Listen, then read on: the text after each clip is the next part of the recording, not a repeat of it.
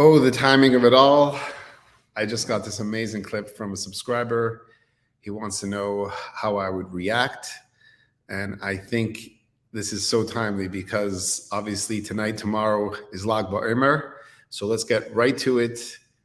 Let's pick this little video clip apart.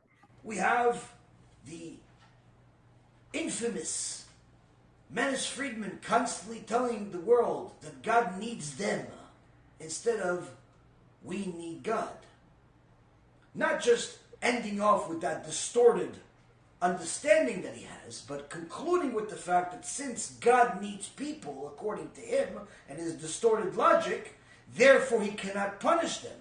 Hence the reason why he says in multiple videos of his that after 2,000 years of Jewish exile, and how God pretty much spoke to us once in Mount Sinai and never again, he owes us an apology, and therefore he cannot punish anybody, removing one of the 13 principles of faith. And if anybody even questions him about, well, what about punishment? What is Gehinnom? Oh, it's just when the soul is so used to being a body, it doesn't know how to be a soul. So it just gets an adjustment period for the soul to know how it is to be a body. It almost sounds like the guy went into a cold environment and he didn't know what to do until somebody gave him a jacket. Almost sounds like a place you want to go to. So just in general, what does it mean to burn a soul? How do you burn a soul? Obviously, a soul's not physical. You don't put it on a spit and roast it. So Gehinnom is obviously not a place that has little devils running around with pitchforks, some scary place. But rather, after a soul is not in a body anymore, the physical existence has ended. So now it's a soul without a body.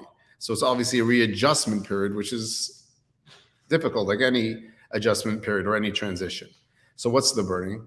The soul looks back on its life when it wasn't a body and it was able to do Torah mitzvahs, it was able to help people, it was able to do kindness, and it realizes how much more it could have done for their family, for their elderly mother, for their community, and first and foremost, for God himself.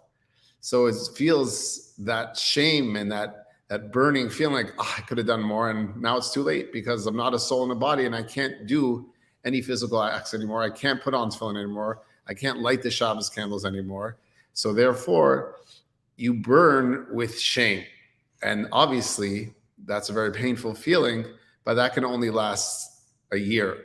That's why I only say Kaddish for 11 months, because the max term is 12 months. We don't want to think that the person we're saying Kaddish for has the max amount of burning time, meaning the amount of shameful time.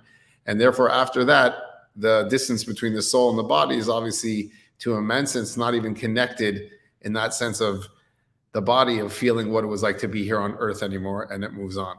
So obviously, Gehinnom is not a scary threat that you want to you're going to burn.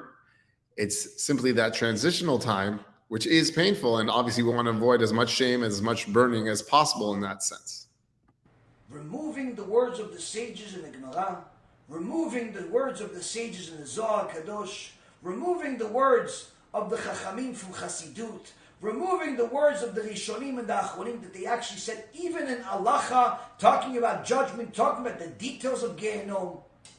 Removing all of that, uprooting all of that, and literally misleading the public in such an open fashion, with such zeal and arrogance, his listeners swear it's true.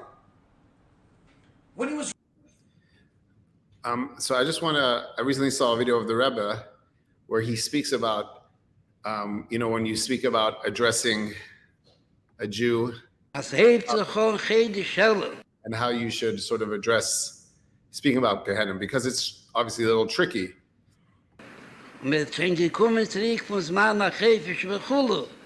Was man Muser damals tegen zugerechnet die Drosches von Yomim Niroyim und Chedesh Tishri und die Shabbos Tzliches und die Shabbos Shelifnisse ist da sehen, was haben sich eingerät, als was da bestehen die Drosche von Chedesh Shelo. Lachs kamen wir kamen von Yomim Niroyim, wie bald das feuchtige Tag. Und das hat wie gesagt, früher halt Schäfer bei hier warmlich Rot. Also steht in Tour gebracht von Medrisch. Ist in was darf man stehen sein Chinuch, darf sich besen. Und was mehr sich besen, ist ein Reihe, als ist ein als Aggressor Mechaner. Und als ein Reihe, als liegt in den Minien und rechnet sich nicht so viel mit der Tomer zu haben, auf sich als Pede, wo hört, Lechem Shomai, schreit auf ihn. Sagten ihm, als Lechele Reish ist ein Klall in Teire, a Divre Chachomim benachas Nishmoi, und ich Klall Hei, nata Shemei Allah, rett nicht benachas, demult nicht Nishmoi, sof kol sof, geht mir nach weg von und zieht bei Isi Malmir, oder Mocher lachas Mann, und dann noch Volk von ihm. Und dann noch, Tomer viele ist nicht in größer Chochom, sagt nicht mehr schreien von der Bime, oder dort, wo halt sein muss, Drosche, als alle sollen wissen, dass das besteht, Divre Chachomim. Benachas nicht schmoyim, nicht ein Menschen das. Wie kommen wir, es ist die Zeit auf dem, ungeheben zusammenstellen, in Kopf die Drosche ist, befragt die Drosche ist Musse. Hat nicht in ungeheben, auf viele, wenn man noch gewähren konnte. Nicht wie es was sein, nicht gesagt, als Herzträger. So the Rebbe now tells a story about Yeshaya, that he said that the Jewish people are a nation with impure lips, and God got very upset, and how dare you say that? Nicht gesagt, als Secheltechnik. Gesagt, dass das was sein, sei man nicht in der Mai mit der Masse von Tare. Es kommt aber bei der Reino sehr, Cheshach, Koppel und Kuppel von Golos, wo steht, was ist, man nutzt es, je mehr Rachme, als schreien auf ihn, sorgen auf ihn, alle Leches Reines, wo berube drüber sein, der Gott mit Tobad schäme. So the Rebbe says in today's generation, the majority of Jews are completely innocent. A viele intim zu leben, als sie da zwischen sie sehen. Oder sie haben das Bedakes, die Dakes. Wer hat dir gemacht, war er noch, wie auf Siedler, Rachmon al-Islam, benahm Jechidem, Bonni Matim von der Weile Kecher. Wie es mit keinem sein, der Kechte hier, sein mit keinem nach, behefen schon nachher. Sein mit keinem in der Nähe von Schar. Wo darfst du jenen erzählen? Wo wird sich fühlen, wie mit was mit dem sein? Why do you have to threaten people with a place that is the opposite of heaven? So the fact that Rabbi Friedman is not emphasizing Gehinnom and going through all the details and everything like this is obviously not the way that the Rebbe taught. Like he just said, the majority of these people are innocent. Don't focus on the negative and the Gehinnom aspect, but rather in der Mine von Hypergarneden, der Red mit der wegen dem Thema der Teifsche bedarf. So questioned. So obviously there's different approaches, and as we clearly saw in the video, the Chabad approach is going to differ from the not Chabad approach. But let's get on to the next part of the clip. That about how could God need us? He needs the mitzvahs? The Santa Claus says God is a mitzvah. God is a mitzvah? Wait, so you're telling me that God is the Shiur Torah? God is Netilat Yadayim? God is when someone is procreating with his wife? God is somebody making a blessing on eating? That's your God? Obviously, if that's the God that you believe in, then certainly that he needs you, because he doesn't exist without you. Our God is not our mitzvahs. And no one in the world of Judaism has ever said such a stupid thing. Well, actually, as it relates to Lag BaOmer, from the Zohar and Rabbi Shimon Bar Yochai, and why tonight and tomorrow there'll be bonfires and parades and celebrations and singing and dancing, celebrating Kabbalah, Jewish mysticism, the personal side of Torah, the neshama, the soulful part of Torah. One of the preeminent statements, if not the underlying or overarching statement of the Zohar, is Yisrael That God, the Torah, and the Jew are essentially one, completely. Meaning that there is no separation. Meaning that God is the Torah, meaning God is the mitzvah, God is the Jew. What does that mean? He is the mitzvah, he is the Jew. That it's essential that the Jew and the Torah are not part of creation, they're part of God himself. He didn't wake up one day and say, oh, let's create a mitzvah and we'll call it tefillin or Shabbos candles or matzah on Pesach. Meaning the mitzvah and the Jew are not part of creation, they're part of Creator.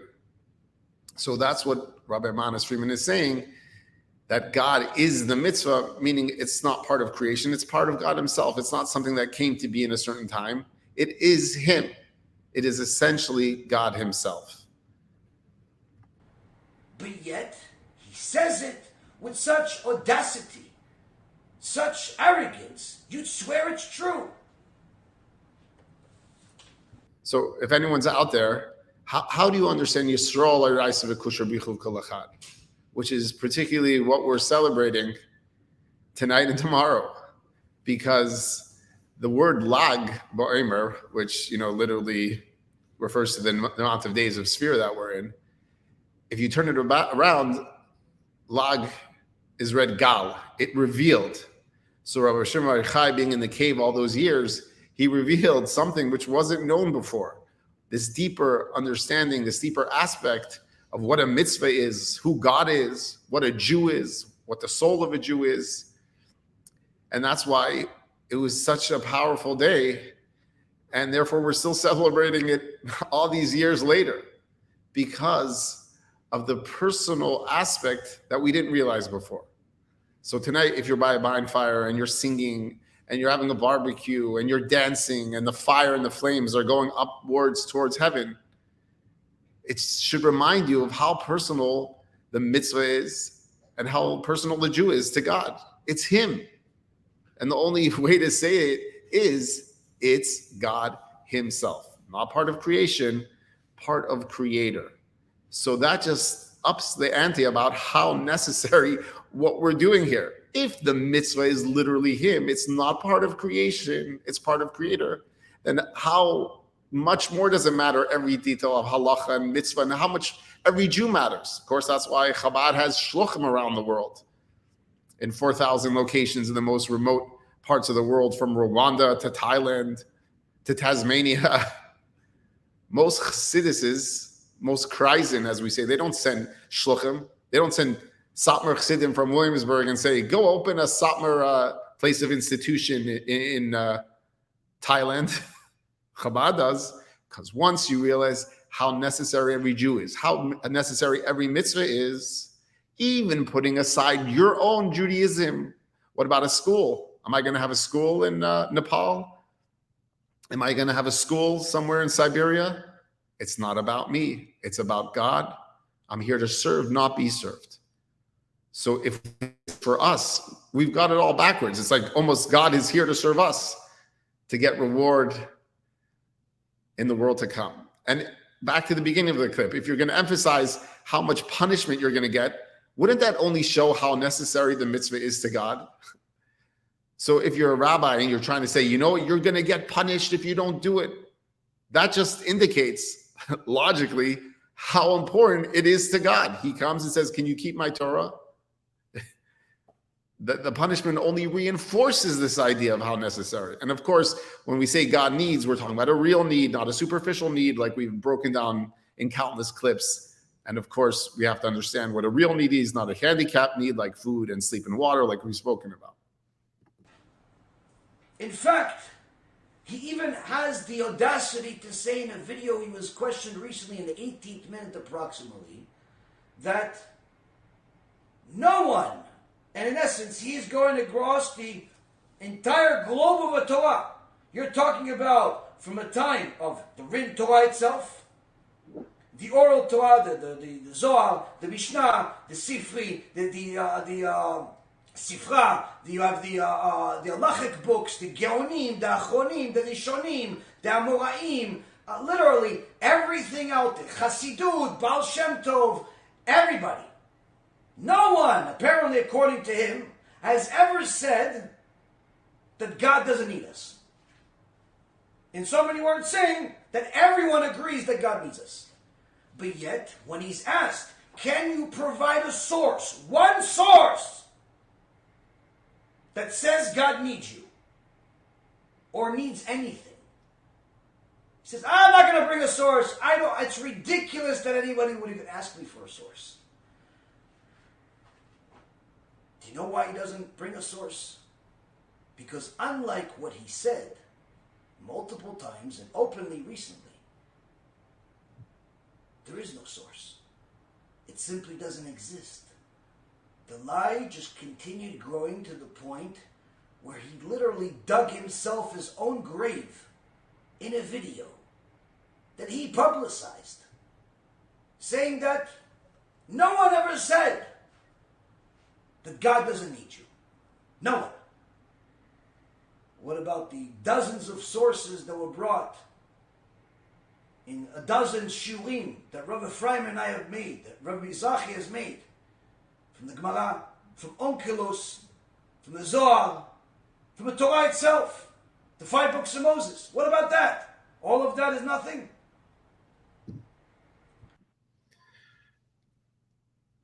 You're looking for a source. The whole Torah, every halacha, every mitzvah is a source. God comes down to Har Sinai and says, "Es mitzvoisai tishmeru, es shabsoisai tishmeru."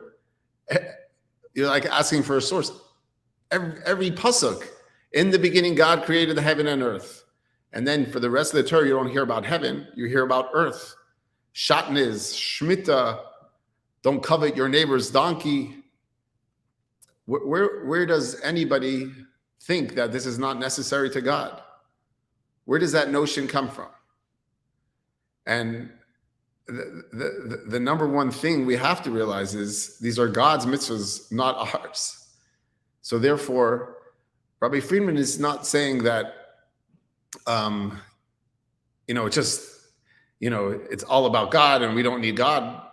When we talk about a real need, the purpose behind it all, we're here to fulfill God's purpose. And the way to do that is to do the Torah mitzvahs and a dwelling place in this world.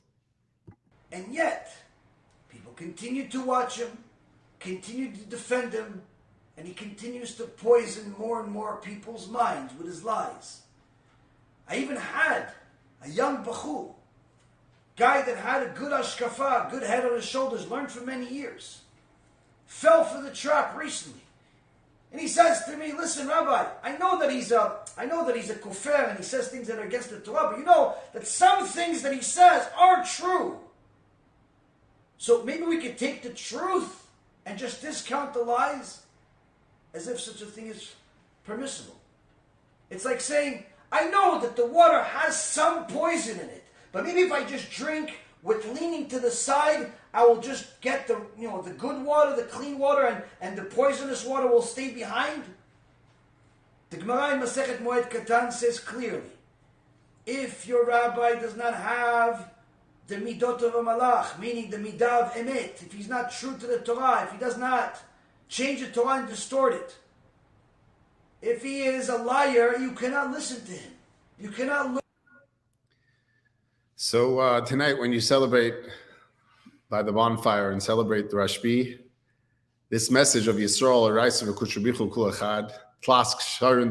that the Jew, the Torah, and God are all bound together, we should remember that this was a whole new way of understanding God, a much more personal way. And this idea has been spoken about, like we spoke about in one of the previous clips about the Shalah HaKadosh, Avodah Tzarich Gavoya, that our work down here in this world impacts God. The psukim of Nachas Ruach Lefanai, Shamarta V'Nasa Ritzoini, that when you do a mitzvah, you're giving God Nachas Ruach, and you're affecting God. Every pasuk in Torah is obviously here to tell us we're here to serve God and not be served by God, either through fear of punishment or in the reward in the world to come. And this is what Lag BaOmer is all about. Gal, opening up our minds and our hearts to a whole new way of understanding how necessary we are, how necessary the mitzvahs are, and the rest of the world. The non-Jews also have their mitzvahs, the Sheva mitzvahs, how necessary their mitzvahs are. And that's what we say every day in davening. Before Baruch Shamar, we say, L'shem yichud kucha brichu ushchinte. We're doing this for the yichud of kucha brichu and shchinte, for you, God. And how do we finish every davening? With Aleinu v'nemar v'haya Hashem lamelech al kol haaretz v'yoyim hahu yeh Hashem echad u'shmai echad. What is God after? Achdus and oneness. And that day will come, but it's up to us. God can't do it for us. He needs us to respond and say, God, you want a dwelling place in this physical, very messy world? We're ready to work. We're ready to get it done. Wherever you need us to go, we'll go. And we're here. It's not about us getting a reward or a fear of punishment in the world to come. So everyone have a great Lag BaOmer. And may they see the revelation and see how necessary they are and the mitzvahs are. Look forward to seeing you again.